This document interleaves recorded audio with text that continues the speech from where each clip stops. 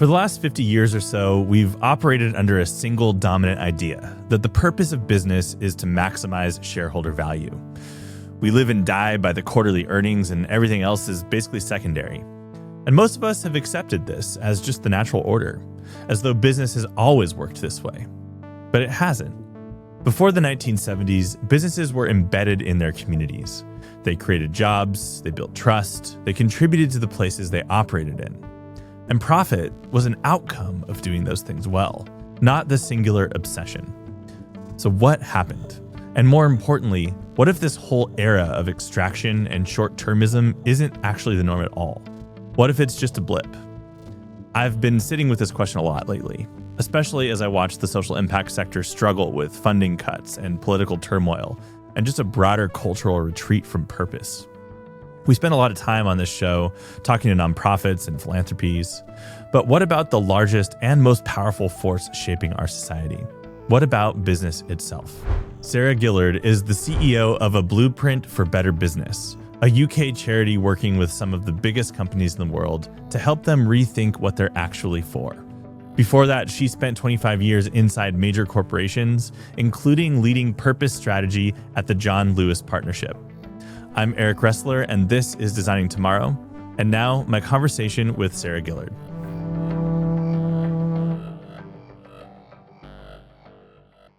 Sarah Gillard, welcome to the show. Thank you very much for having me.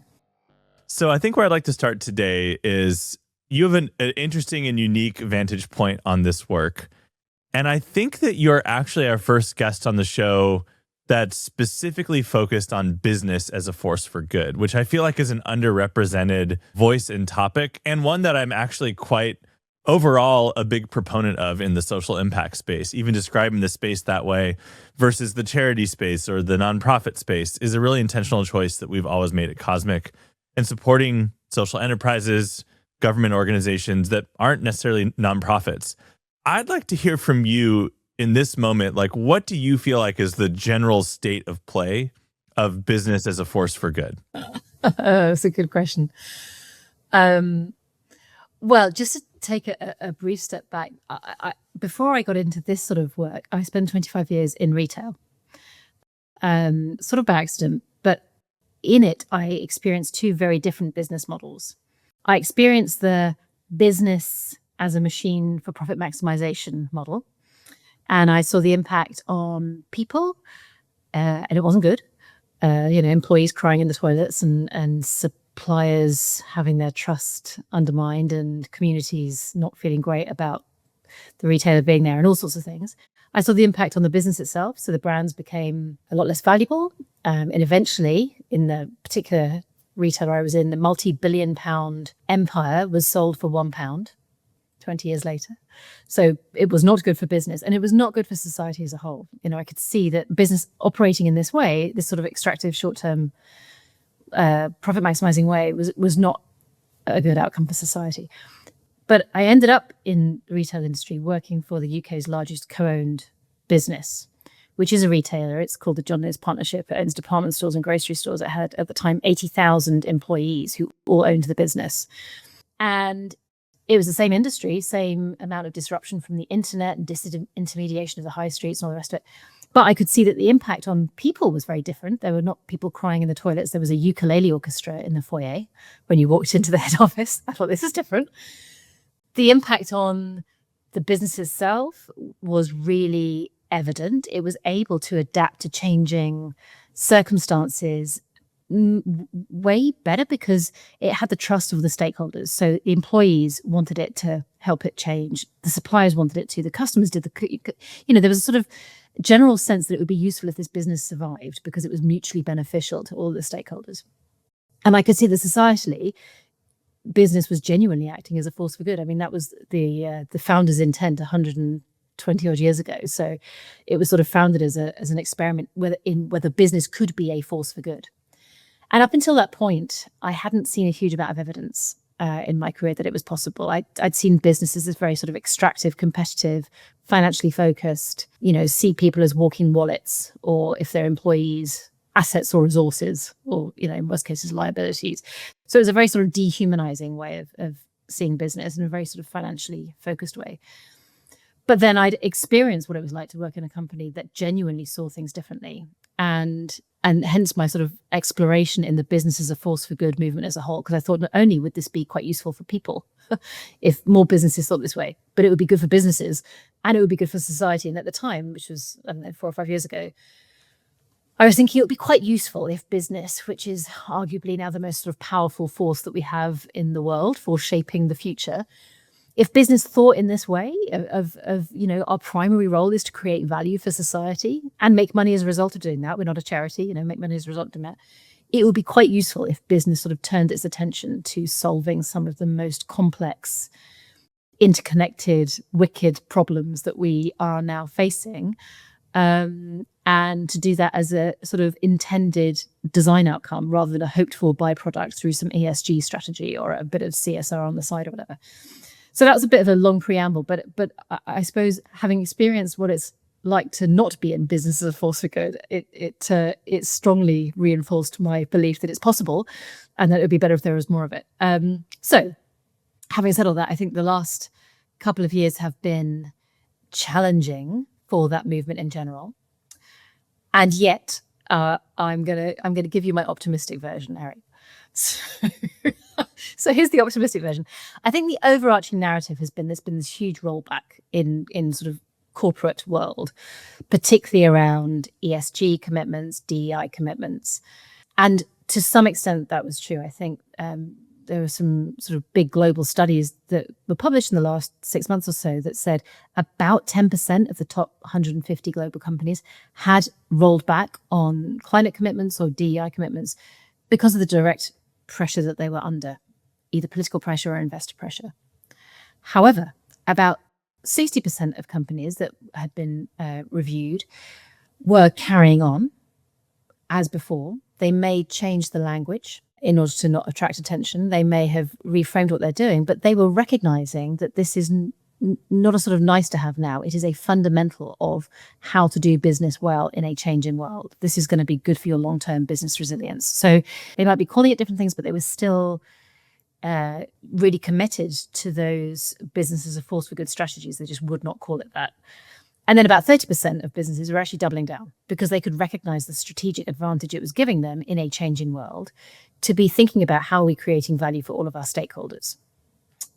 Because it makes us more relevant, it makes us more useful, it means that we're much more connected to the communities that we're serving and the supply chains. So they were doubling down. So the sort of business as a force for good hushing that we've seen over the past couple of years has not been useful. It's not neutral, don't get me wrong, it's not neutral. It's not at all useful because I think it has reduced the sort of momentum and the sense of social contagion that was beginning to happen, and the sort of this is just how you now have to operate in the world. And a lot of coalitions have broken down. So none of that is good. However, on the positive side, I do think that what we are seeing is a sort of integration of this way of thinking into just strategy. So it's not called sustainability, it's not called ESG, it's not called this is just strategy. This is now, in a changing world, how is it that your business is relevant and resilient and adaptable? And it turns out that if you know how it is that you're useful and you're building trusted relationships with stakeholders, which is basically business as a force for good, it's more likely that you're going to be able to adapt in a changing world. So this is now becoming a matter of strategic necessity rather than just a kind of moral ambition or a regulatory one. It's sort of a this is now a strategic must-have. So there you go. That's my positive spin. I love it. So many good threads to pull on there. I want to start with kind of a fundamental one, though, which is that at its core, and this is my point of view, even from my early days running Cosmic, working with a lot of startup organizations in Silicon Valley. And when I work with organizations that are in that early stage, that kind of like founder-led stage, almost all businesses start because a founder sees a problem and they think they have a solution to that problem. And I would go a step further, and for it to be an effective business, say that that is a marketable problem, right? It is a problem that a business owner or a business creator thinks is valuable enough to solve that they can market it, they can sell it, they can make at least a profit on it. So I think that a lot of business starts that way, right? And then as businesses become more successful, and how they measure success is around quarterly earnings, especially by the time you get to like a public company side, that's where I think we start to stray away from that core truth around first of all, what even is the value proposition of the business? What is the original problem or scope of problems that it set out to solve? And are we providing a net benefit to society and holding ourselves to the standard of, are we creating value for the world and for our customers versus are we creating value for our shareholders and for our investors? And I think that is where I see, even to take it back to my Silicon Valley corollary, this kind of tension that startups in the Valley face, where it's like, well, they have a direction, but they've brought on Series A, Series B. They have a series of funders who are pushing them to figure out, how can you 10x this now?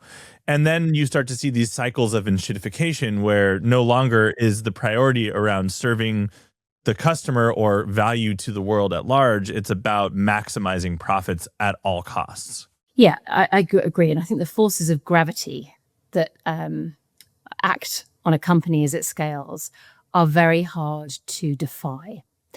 I think, when there's just 10 of you and you can share a pizza and you've all got a common mission and you share the purpose of the organization and the human relational aspect is there in the room, it's easier. When there is 10,000 of you and you're relying on processes and procedures and rule books and KPIs and measurable objectives, it can be much harder to retain that unifying goal of what are we actually here to achieve. It all becomes broken down into measurable things.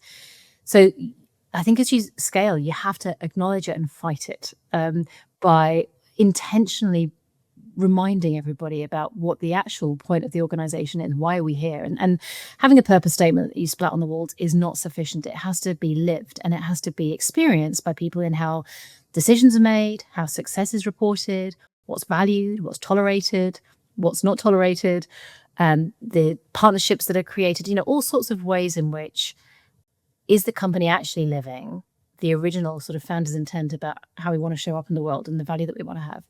I think the other problem is that so much of this is intangible. And when you're short on time or you're trying to communicate to a lot of people or you're talking to investors, it's a lot easier to focus on the measurable metrics, which tend to be the sort of financial ones or the tangible ones. And yet we know that a vast proportion of the value now of large organizations is in intangible assets. It's their reputation. It's the motivation of their employees, the trust that they have with their supply chain, a whole load of intangibles that is very hard to quantify and therefore kind of gets ignored. But in some estimates, that's now 70% of an organization's value. So it seems odd to me that we spend all of this time looking at the 30% that you can actually quantify and sort of ignore the drivers of the 70% that's actually delivering the value of the organization. And I think some investors are much more attuned to this. So they ask different questions about culture, about impact, about purpose, about how decisions are made, about how value is thought about inside the organization, because they understand that those things relate to long-term business success. And that's demonstrated through all of the academic research on this stuff. But it's, the market's not rational, Eric. It certainly seems that way these days. I would also argue that there's always going to be some tension from the investor point of view between value creation for the world and value creation for the company and for the investors themselves. And I guess I'm a little skeptical that those things are ever going to come to be fully aligned. For example, I would argue that some of the biggest value that large companies can create for society at large is just jobs, right?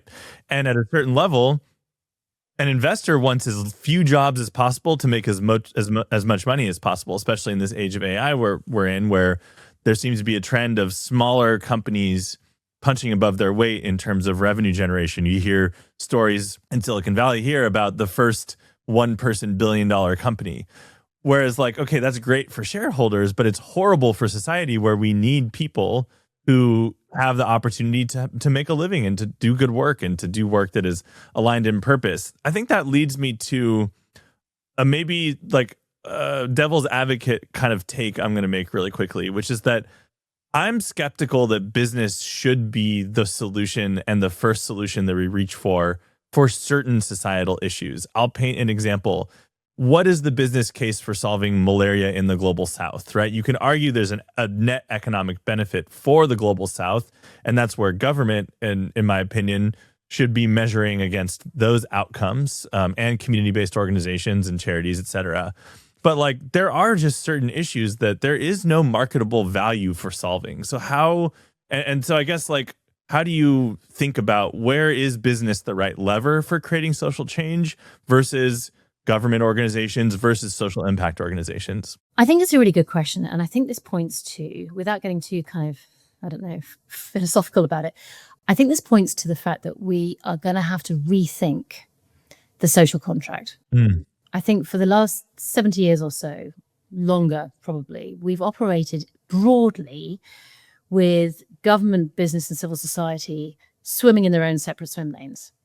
Government sets the rules, business operates within the rules to maximize profit, civil society picks up the pieces and tries to kind of mitigate any of the externalities. And that worked for a long time. It created this great kind of growth and innovation and prosperity and lifted billions out of poverty. And it was appropriate for the conditions at the time, which was post-World War II, growing population, need to feed them, productivity was a big thing. And, billions were lifted out of poverty. We're in a different situation now. It's 2026. We have climate change. We have massive social inequality. We have massive health challenges as a human race. We have AI promising probably the broadest spectrum of anything ever, all the way from like abundant utopia to the end of humanity. I mean, I'm not sure that anything has had such a broad spectrum of outcomes. So we've got these huge existential interconnected challenges that old model of government does this and business does that and civil society does this is just insufficient to solving. No one of those actors can solve these big challenges. So I suppose my question is, if you imagine in 50 years' time, we are thriving as a human race on a healthy planet. Imagine that. It's probably because we've worked out how to design the economy, including the roles of government, business, civil society, such that flourishing humanity on a healthy planet is the designed outcome, not a kind of hoped for byproduct of maximizing GDP growth. And we hope we get this to. So I think at the moment we're just struggling with a bit of a design fault with the way we've thought about the economy and society. And we have an opportunity now that AI is creating these paradigm shifts that allow us to go, well, how might we redesign this? This is like a once in, not once in a generation, once in humanity's long timeline opportunity to say we have got the ability to intentionally decide the collective outcomes that are going to help us as a species. And what role do we want business to play? And how do we want to think about the social contract of business? Is it simply just economic output? In which case, like you say, maybe one person is employed and business creates all the economic output. Or does business have a different role? Does it create structure and purpose? Does it allow us to contribute to society and feel like we are interconnected as citizens? Does it allow us to grow our own potential? These are sort of non-quantifiable, non-economic measurable things that are really probably quite fundamental to us as human beings. And we've got an opportunity now to ask those questions.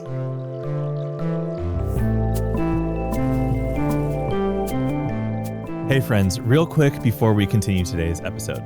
I'm Eric Ressler, founder and creative director at Cosmic. Cosmic is a creative agency purpose-built for nonprofits and mission-driven organizations. For the last 15 years, we've helped leaders like you nail your impact story and sharpen your strategy. But we're not here to just leave you with a fancy slide deck and a pat on the back. We roll up our sleeves and help you bring our ideas to life through campaigns, creative, and digital experiences. Our work together helps you earn trust, connect deeply with your supporters, and grow your fundraising and your impact. If you value the thinking we share here and want it applied to your biggest challenges, let's talk at designbycosmic.com. All right, back to today's conversation.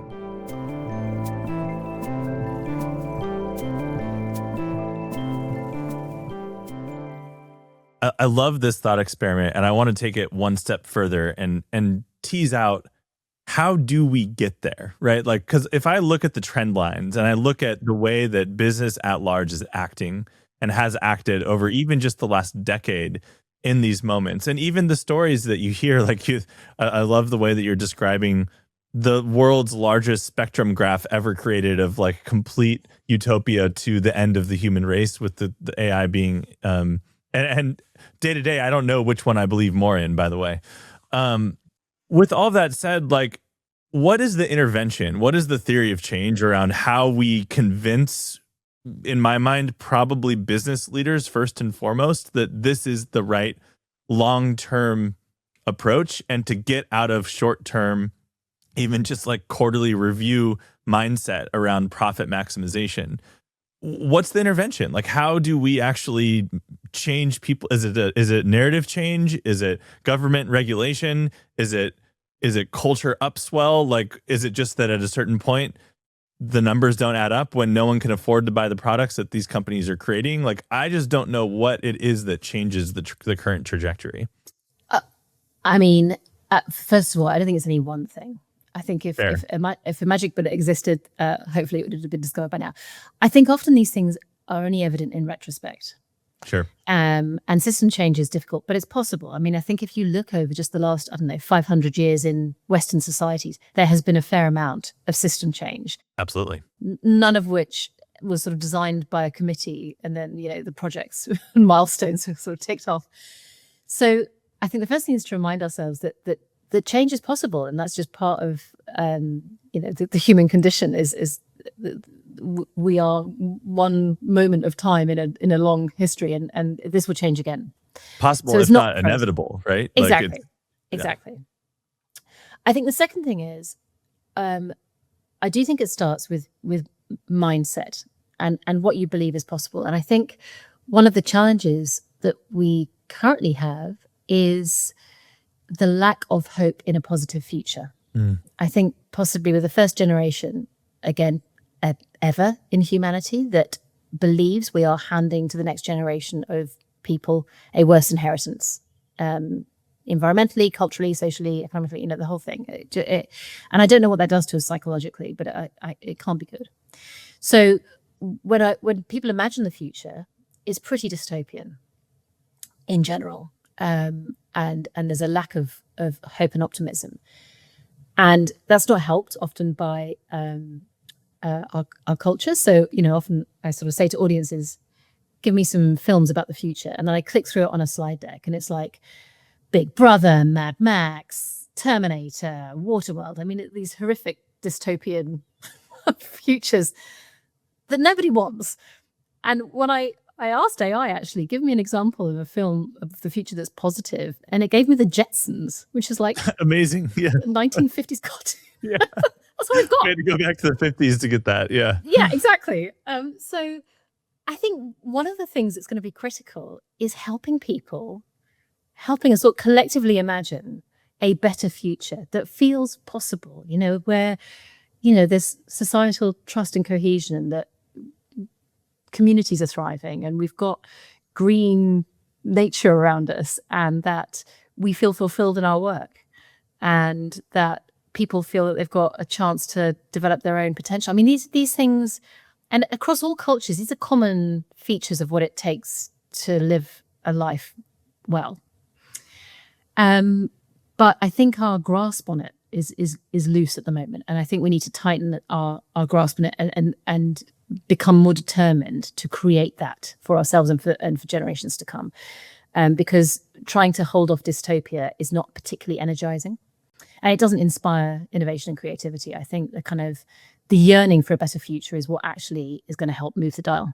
It's funny that you mentioned that, and I completely agree. And it reframes, because we actually do have not only the technology, but the ability to create that future today. The resources exist, the technology exists. Yeah, sure, there's some big problems, and we should have solved, especially as it relates to climate, some of these issues 30 plus years ago at this point. But hey, it's not too late. And I do think that I personally mostly watch and read sci-fi as my form of entertainment. And yeah, I would say it's 95.5 dystopian versus utopian. I saw something the other day, and I'll try and track it down and put it in the show notes. But it turns out it was actually, I think, for like a yogurt commercial. But it was this utopian anime series of like clips from this commercial that painted this picture of this like clean energy societal utopia. So, eat well, Alice, and keep planting those seeds. Because how we eat today feeds tomorrow. And that was the first time I've seen something that was like, oh, this is what the future could be in this moment. That wasn't dystopian. And so I do think, and why I introduced narrative change is like, we need more in culture imagining what that future could and should be, instead of constantly only warning about what it is looking like it's going to be. Because otherwise people don't have a North Star that they're working towards. Exactly. And it feels hopeless. And we have this sort of learned helplessness now, this sort of apathy of, the challenges are too big and it's too interconnected and where are the incentives and it's all going to go the wrong way. So, I mean, I completely agree about sci-fi. I want to hear your list of the 5%, Eric, because, the one book that lifted me out of a sort of spiral that I was beginning to go into in terms of climate was Kim Stanley Robinson's Ministry for the Future, because it laid out what seemed to me a improbable but plausible path for the next 20 years of how we actually navigate, towards a better future. And for the first time for a long time, I thought, well, that seems doable.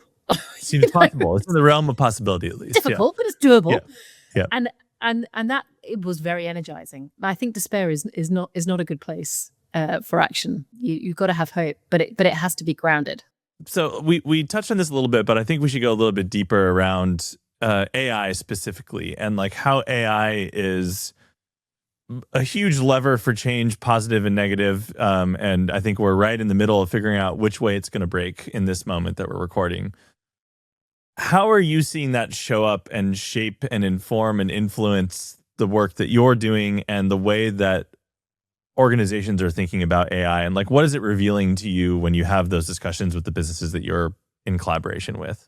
Yeah, it is fascinating, if nothing else, because of the speed at which this is happening. So there are no experts. I mean, there are, of course, AI experts, and there are people who are thinking deeply about what does that mean for economics, and there are people who are thinking deeply about what it means for work, and a whole load of other kind of dynamics. But when you think about it at a system level, nobody has kind of got a vision of, okay, this is how it's all going to connect and pan out. So there's a lot of uncertainty, and I think in that uncertainty, corporates in general are focusing on what they can control.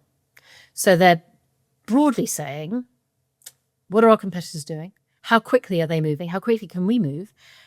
What's the ROI? How does this enhance our efficiency and productivity metrics? And, in many cases, how much can we reduce our workforce by? Now, that is understandable, given, as we talked about, the paradigm that business is operating in. The hypothesis that we hold in Blueprint for Better Business is that is going to create fragile businesses, as well as all of the broader societal implications for work and youth and, societal cohesion, all the rest of it, and inequality. Just if you look at the businesses, it's going to create fragile businesses.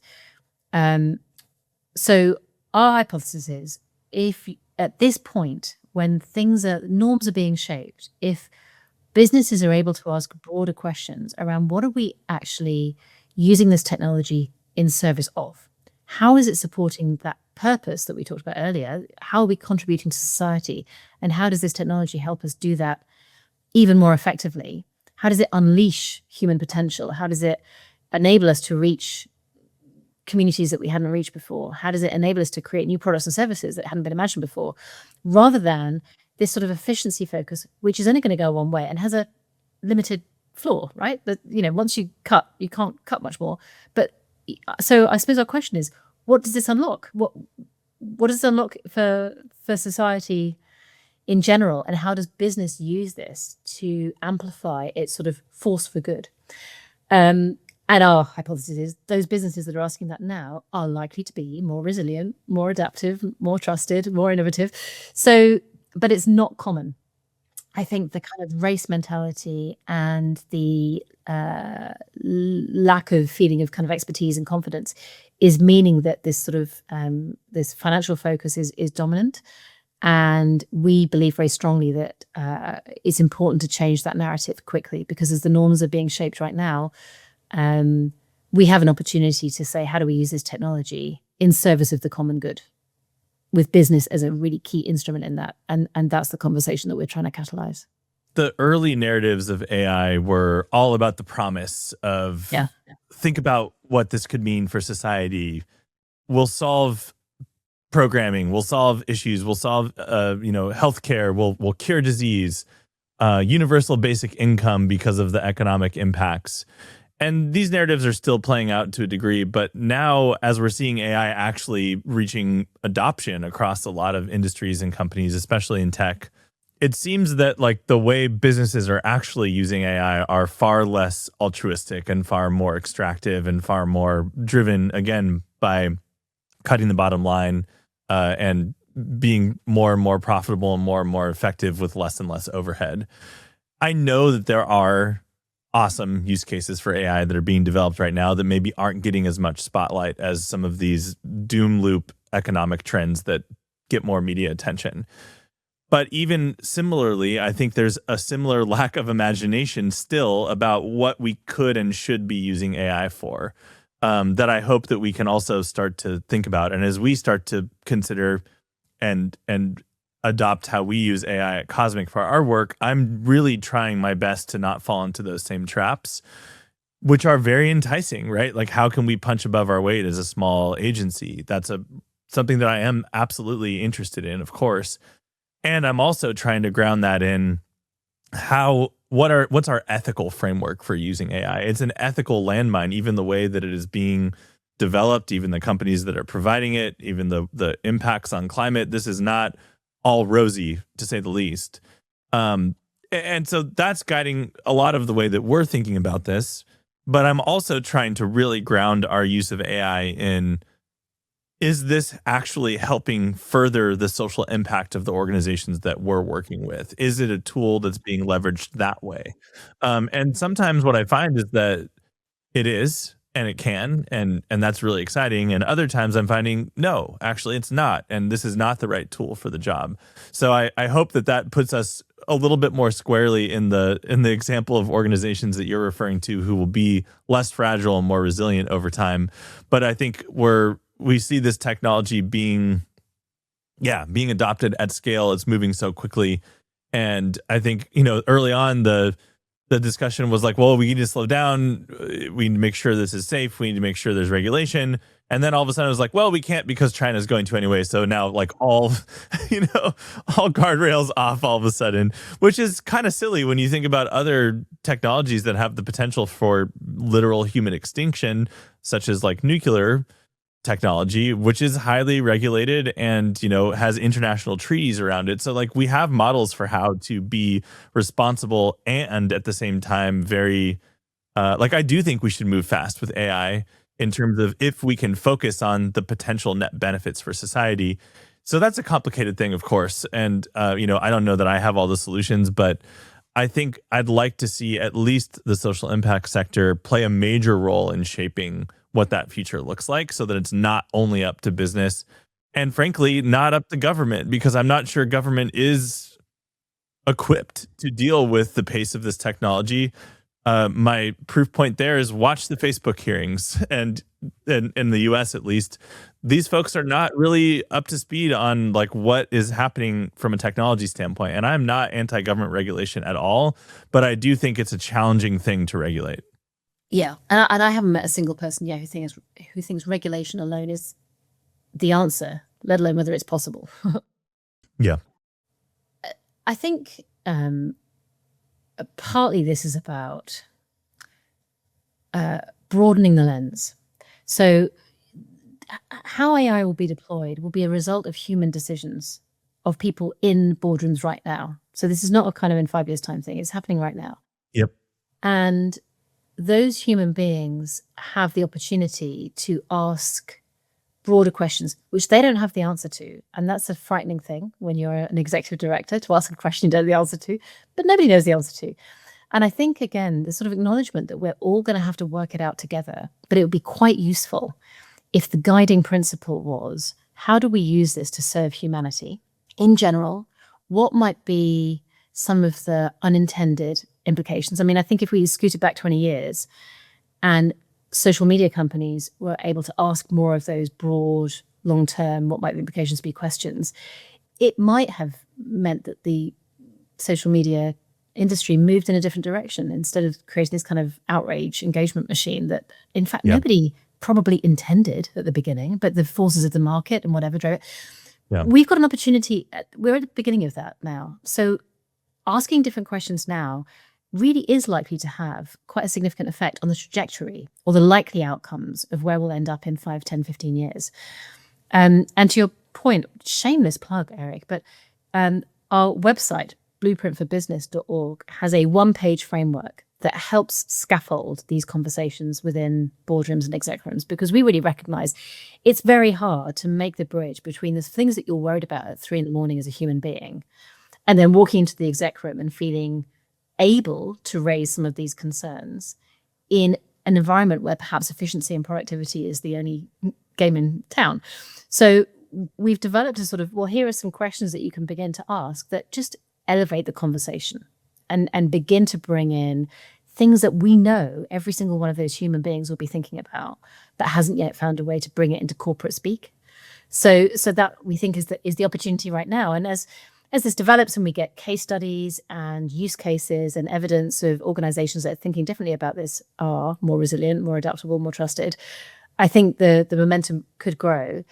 But right now we're in the sort of early days of it. And that does mean that you get to shape it, which is both a responsibility, but also a massive opportunity. So I think the more that responsible leaders, whether they're in business or in social impact organizations, are able to talk about how they're thinking about AI in a responsible way, the more that becomes, again, the norm of how you run a good organization nowadays.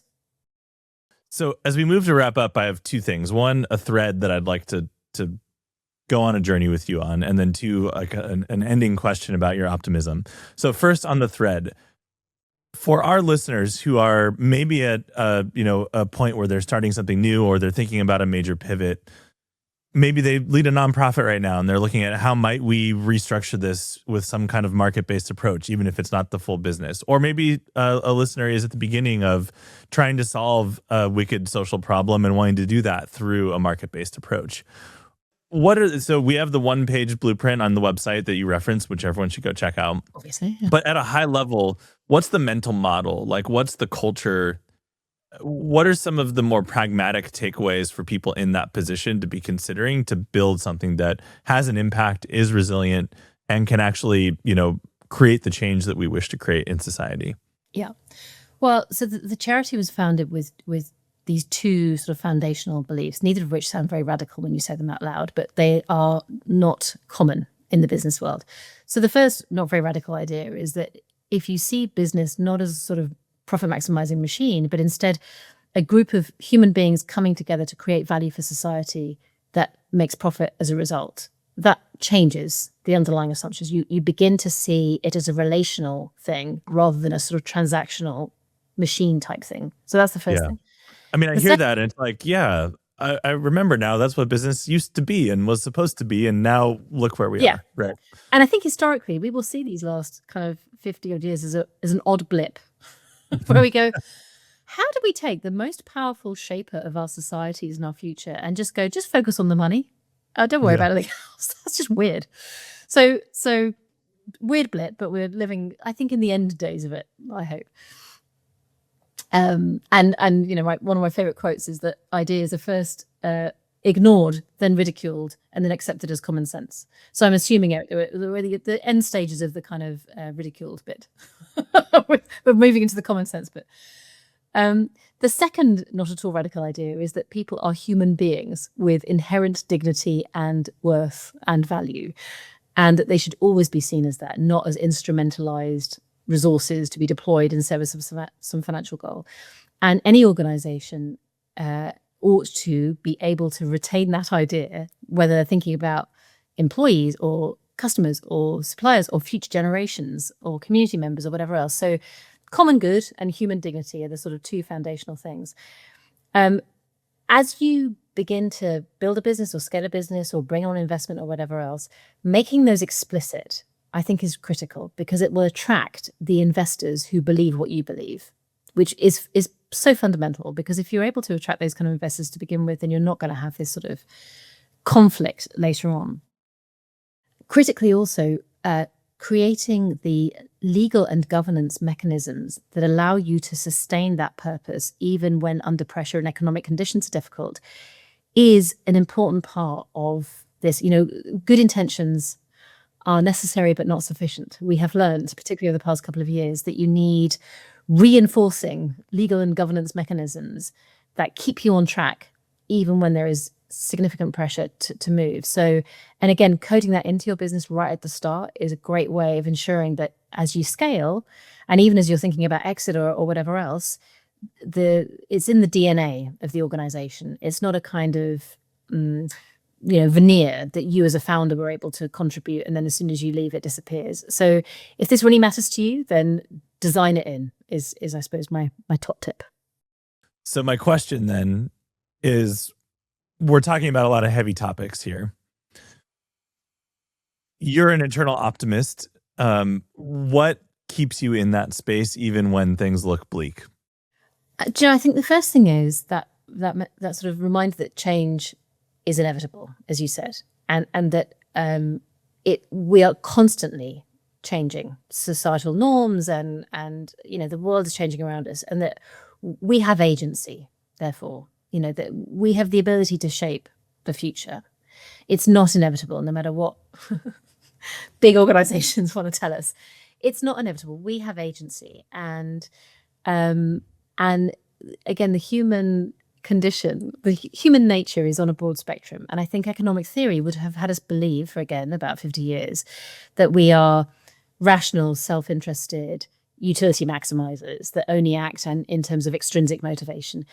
And every other study of human nature doesn't demonstrate that at all. Whether you look at, psychology or anthropology or sociology or whatever, we are multi-dimensional, complex beings that, of course, are motivated by money and status and power, but also by intrinsic motivators. We want to belong. We want to feel like we're contributing to something bigger than ourselves. We want to feel like we're developing. We want to feel a relational connection to other people. We're social beings.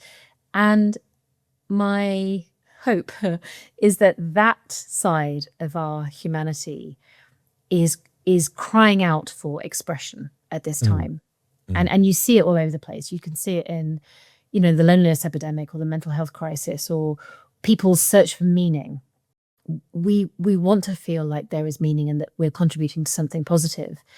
And that needs to show up in businesses. Otherwise, they are not going to be environments where we flourish, and that is not good for business in the long term. So I'm optimistic because I do think we have the ability within ourselves to make this change happen and to bend it in a positive direction. And rediscovering our agency, I think, is the moment that we're in right now. Awesome. I think that's a beautiful place to wrap up. Sarah, thank you so much for the conversation today and for joining me on Design Tomorrow. This was a blast. It was an absolute delight. Thanks, Eric. Okay, thank you. If you enjoyed today's video, please be sure to hit like and subscribe, or even leave us a comment. It really helps. Thank you. And thank you for all that you do for your cause and for being part of the movement to move humanity and the planet forward.